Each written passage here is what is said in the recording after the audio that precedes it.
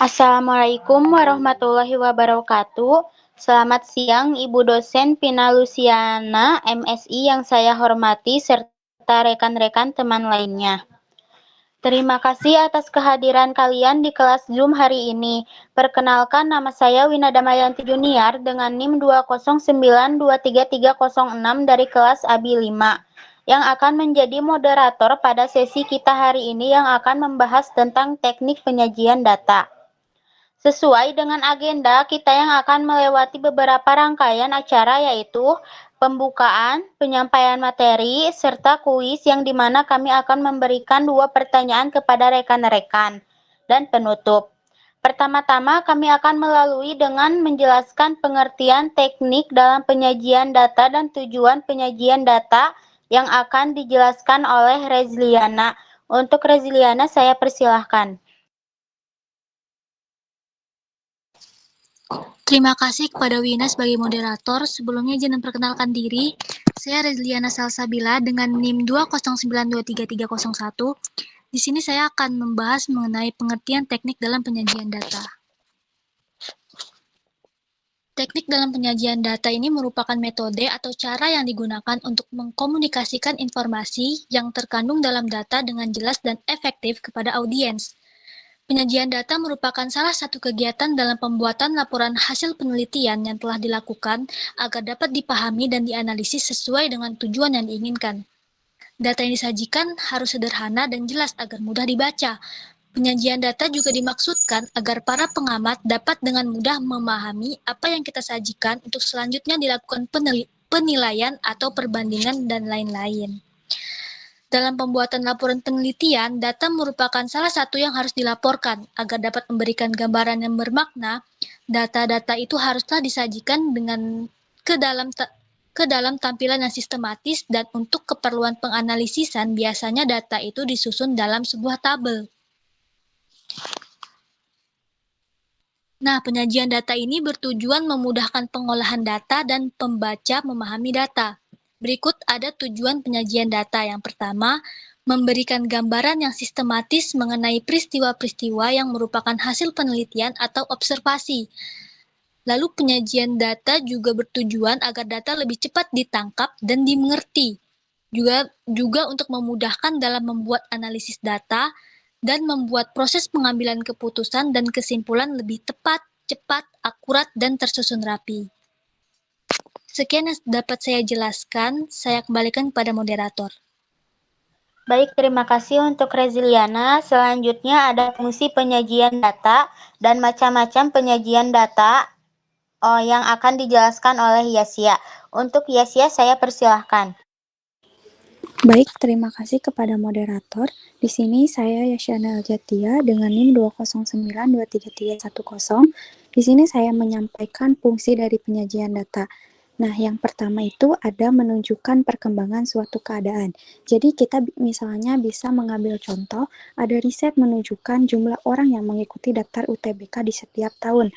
Nah, jadi dengan dimasukkannya ke dalam data, di situ jadi terlihat perkembangan di setiap tahunnya itu seperti apa gitu. Kemudian yang kedua, ada mengadakan perbandingan pada suatu waktu, seperti contoh kasus yang sebelumnya. Jadi dengan adanya penyajian data, memudahkan untuk bisa melihat mana yang paling tinggi dan rendah, atau di mana saatnya kita mengalami peningkatan dan penurunan. Segitu saja yang bisa saya sampaikan. Selanjutnya saya kembalikan kepada moderator. Terima kasih untuk Yasya. Selanjutnya ada contoh dari narasi dan tabel yang akan dijelaskan oleh Rezliana. Untuk Rezliana, saya persilahkan. Terima kasih kepada Wina sebagai moderator. Selanjutnya saya akan membahas mengenai macam-macam penyajian data. Yang pertama ada penyajian data dengan narasi.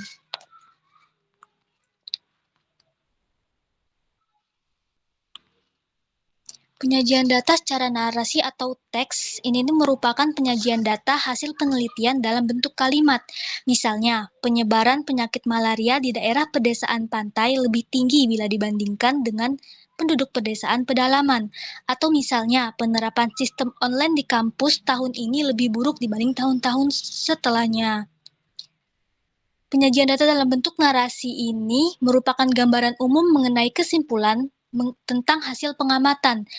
Dalam bidang kesehatan, penyajian dalam bentuk teks hanya digunakan untuk memberi informasi. Penyajian dalam bentuk narasi atau teks ini banyak digunakan dalam bidang sosial, ekonomi, psikologi, pendidikan, dan lain-lain, dan berperan sebagai laporan hasil penelitian kualitatif.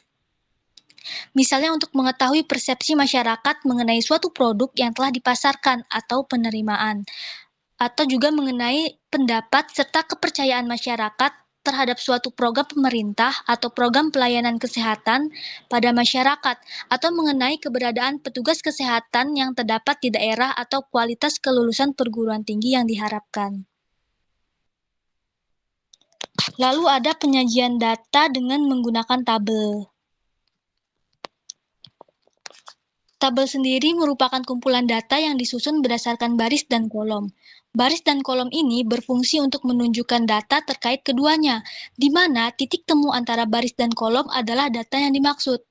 Nah, sebuah tabel ini terdiri atas bagian-bagian sebagai berikut. Kita lihat pada gambar, yang pertama ada judul tabel, yang mewakili keseluruhan isi tabel, terletak di bagian atas tabel, biasanya memuat nomor tabel dan judul tabel itu sendiri. Lalu selanjutnya ada judul kolom, memuat keterangan-keterangan termasuk unit, dibuat ringkas, dan jika ada penjumlahan data dalam baris dimuat pada kolom terakhir. Bila jumlah kolom banyak dapat diberi nomor. Bisa juga ditambahkan unit ukuran, misalnya rupiah, sentimeter, persen, dan lain-lain.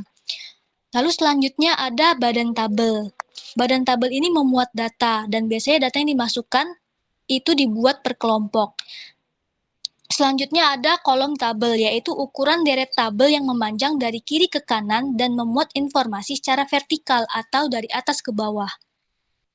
Selanjutnya ada baris tabel, yaitu urutan lajur tabel yang memanjang dari atas ke bawah dan memuat informasi secara horizontal atau dari kanan ke kiri. Lalu ada kaki tabel. Kaki tabel ini memuat keterangan-keterangan tambahan. Sumber data yaitu keterangan dari mana data itu dikutip atau diambil. Dan terakhir ada keterangan di bawah. Dapat disertakan untuk memberi penjelasan mengenai judul, kepala kolom, atau angka-angka dalam tabel jika diperlukan. Lalu selanjutnya ada tabel baris dan kolom. Penyajian data dalam bentuk tabel yang pertama, ini merupakan tabel baris dan kolom. Tabel ini merupakan jenis tabel yang hanya mempunyai satu kategori atau kelompok. Sebagai contoh, kita lihat pada gambar, data yang kita peroleh yaitu hasil pengamatan jenis-jenis alat tulis, yaitu pensil, penghapus, pulpen, dan lain sebagainya. Nah, data-data tersebut dapat digabungkan ke dalam satu kategori atau kelompok, yaitu jenis alat-alat tulis. Jika data tersebut kita sajikan dalam bentuk tabel, baris, dan kolom, hasilnya akan berupa contoh tabel frekuensi sesuai pada gambar. Lalu selanjutnya ada tabel kontingensi. Berbeda halnya dengan tabel baris dan kolom, tabel ini merupakan tabel yang datanya mempunyai lebih dari satu kategori atau kelompok. Contoh tabel kontingensi dapat kita lihat pada gambar berikut. Nah, berdasarkan gambar di atas, dapat diketahui jumlah siswa kelas 7 menurut jenis kelamin. Nah, datanya itu mempunyai dua kategori, yaitu kelas dan jenis kelamin. Lalu selanjutnya ada tabel distribusi frekuensi. Tabel ini merupakan jenis tabel yang dipakai untuk data yang dikelompokkan dalam suatu interval atau selang nilai. Nah, setiap interval nilai mempunyai frekuensi atau banyak data. Biasanya jika data yang diperoleh itu cukup banyak, kita bisa dengan mudah atau menyederhanakan dengan menggunakan tabel distribusi frekuensi. Kita lihat pada gambar, dapat diketahui data nilai ulangan harian matematika siswa kelas 7A. Nah, siswanya berjumlah 30 orang dan nilainya juga bermacam-macam, mulai dari 61 sampai 100. Jadi, data dikelompokkan terlebih dahulu ke dalam beberapa interval. Jika digambar, itu terdapat 4 interval, yaitu nilai 61 sampai 70, nilai 71 sampai 80, nilai 81 sampai 90, dan yang terakhir ada nilai 91 sampai 100. Kita juga perlu tahu bahwa di setiap interval itu harus memiliki panjang yang sama. Misalnya interval 61-70 mempunyai panjang 10. Begitu juga dengan interval 71-80 itu memiliki panjang 10 dan seterusnya. Nah, frekuensi tersebut menandakan banyaknya siswa yang memperoleh nilai matematika sesuai dengan intervalnya masing-masing. Misalnya frekuensi interval 61-70 ada 3, itu berarti banyaknya siswa yang mendapat nilai antara 61-70 itu ada 3 orang. Sekian yang dapat saya sampaikan, saya kembalikan kepada moderator. Baik, terima kasih untuk Rezliana. Selanjutnya yang terakhir ada contoh dari grafik atau diagram yang akan dijelaskan oleh Yasya. Untuk Yasya, saya persilahkan. Baik, terima kasih Wina selaku moderator. Di sini sebelumnya kan udah dijelaskan penyajian data dalam narasi dan tabel, tetapi tidak hanya itu teman-teman, ada juga grafik dan diagram. Dan di sini saya akan menjelaskan macam-macam grafik atau diagram. Jadi grafik dan diagram itu merupakan gambar-gambar yang menunjukkan secara visual data berupa angka atau simbol-simbol yang biasanya dibuat berdasarkan data dari tabel yang telah dibuat atau dari kasus-kasus yang sudah dikumpulkan gitu. Kemudian selanjutnya di sini ada macam-macam dari diagram atau grafik. Yang pertama itu ada grafik batang. Nah, di sini grafik batang atau bar chart, di sebelumnya saya akan menjelaskan terlebih dahulu apa sih grafik batang atau balok itu. Jadi grafik batang atau balok itu adalah grafik data berbentuk persegi panjang yang lebarnya sama dan dilengkapi dengan skala atau ukuran sesuai dengan data yang bersangkutan. Jadi di setiap batak tidak boleh saling menempel atau melekat antara satu dengan yang lainnya. Dan jarak antara setiap batang yang berdekatan harus sama. Nah, di sini kita bisa dilihat ada contoh dari grafik jumlah kecelakaan kota. Jadi sebelumnya kan ada tabel terlebih dahulu, berapa sih data-data dari jumlah kecelakaan setiap kota di setiap tahunnya dan berapa jumlah orangnya. Nah, di sini sudah dibuat contoh grafik batangnya. Di sini contohnya saya akan mengambil satu di tahun 1991, jumlah orang yang kecelakaan ada di angka 400. Kemudian yang selanjutnya juga. Nah, kemudian ada macam-macam grafik yang kedua, yaitu grafik garis. Nah, grafik garis atau line chart ini adalah grafik berupa garis, diperoleh dari beberapa ruas garis yang menghubungkan titik-titik pada bidang bilangan. Nah, jadi pada grafik garis digunakan dua garis yang saling berpotongan. Pada garis horizontal, sumbu X ditempatkan bilangan-bilangan yang sifatnya tetap, seperti tahun dan ukuran-ukuran. Nah, kemudian pada garis tegak, sumbu Y ditempatkan bilangan-bilangan yang sifatnya berubah-ubah, seperti harga, biaya jumlah, dan jumlah. Nah, di sini saya juga mengambil contoh seperti yang sebelumnya, yaitu jumlah kecelakaan terhadap kota. Tapi bedanya di sini kita dibuat menjadi tabel grafik atau garis. Nah, di sini seperti yang sebelumnya di 1992 bahwa jumlah orang kecelakaan merupakan ada di tingkat 300. Nah, yang ketiga, dari macam-macam grafik atau garis ada juga grafik lingkaran atau pie chart. Nah, di sini penjelasan dari grafik lingkaran adalah grafik data berupa lingkaran yang telah dibagi menjadi juring-juring sesuai dengan data tersebut. Bagian-bagian dari keseluruhan data tersebut dinyatakan dalam persen. Di sini kami mengambil contoh bahwa kendaraan yang dimiliki oleh seseorang karyawan. Nah, kan di data-datanya sudah dinyatakan dalam beberapa bentuk, ada yang pakai sepeda, mobil, dan lain-lainnya. Nah, setelah itu dibuat juring-juring sesuai dengan data-datanya. Nah, kemudian dari data tersebut kan awalnya mungkin orang nih ya, tapi di sini kita dirubah menjadi bentuk dalam persen. Kemudian yang terakhir ada grafik lambang atau gambar. Nah, grafik lambang atau gambar atau piktograf merupakan grafik data yang menggunakan gambar atau lambang dari data itu sendiri dengan skala tertentu. Nah, contohnya di setiap grafik lambang itu harus ada keterangannya biasanya di bawahnya. Misalnya keterangan dari satu lambang itu merupakan 200 ton. Nah, seperti contoh yang kami ambil dari data dari tahun 2000 ada 5 lambang. Jadi dari tahun 2000 itu ada 1000 ton seperti itu. Sekian yang bisa saya sampaikan. Selanjutnya saya kembalikan kepada moderator. Baik, terima kasih untuk Yasia yang sudah menjelaskan materi tersebut. Selanjutnya saya akan menyampaikan kesimpulan dari materi ini. Jadi kesimpulan dari materi yang sudah dijelaskan yaitu bahwasan teknik dalam penyajian data merupakan metode yang digunakan untuk mengkomunikasikan informasi yang terkandung dalam data dengan jelas dan efektif kepada audiens yang memiliki untuk menunjukkan perkembangan suatu keadaan dan mengadakan perbandingan pada suatu waktu. Dan cara penyajian data ada 3 macam, yaitu ada narasi, adalah cara penyajian data hasil penelitian yang telah dilakukan dalam bentuk narasi atau kalimat. Ada tabel juga, yaitu kumpulan angka-angka yang disusun menurut kategori-kategori tertentu dengan sistematis.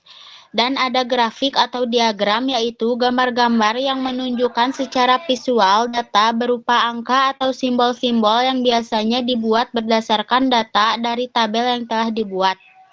Selanjutnya, mari kita buka kuis 2 pertanyaan ya untuk teman-teman.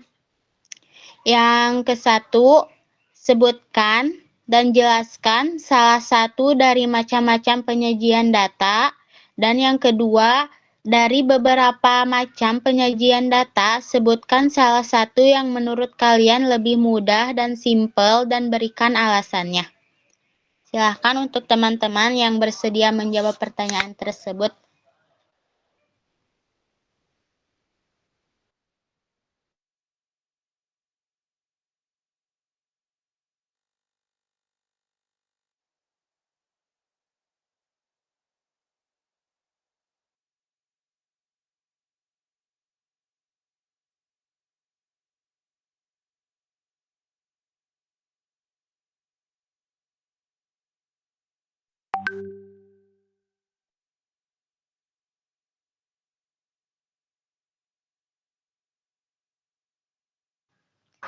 Apakah ada yang mau menjawab? Oh, silahkan Tisya.